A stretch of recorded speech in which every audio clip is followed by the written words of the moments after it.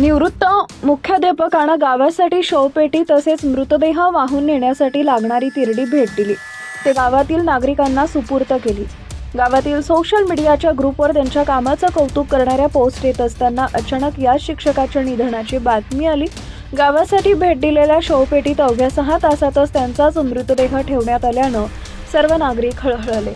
नंदुरबार जिल्ह्यातील शहादा तालुक्यातील बिलाडी येथील निवृत्त मुख्याध्यापक रामचंद्र निकुम वय वर्ष 76 यांनी पूर्ण आयुष्य विद्यार्थी घडवण्यासाठी घालवले.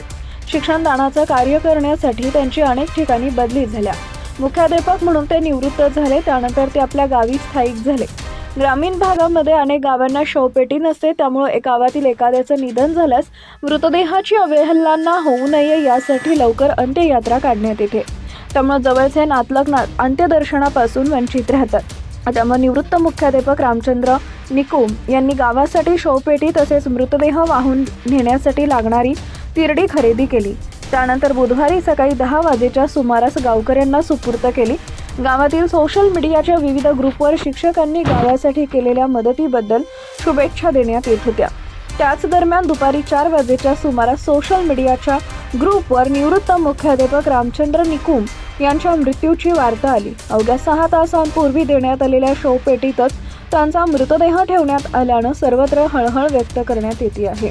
आयुष्यभर विद्यार्थ्यांना घडवणाऱ्या शिक्षकांनी अंतिम क्षणी समाजाप्रती बांधिलकी जमत समाजसेवेचा धडा दिल्याची चर्चा नागरिकांमध्ये रंगू लागली आहे.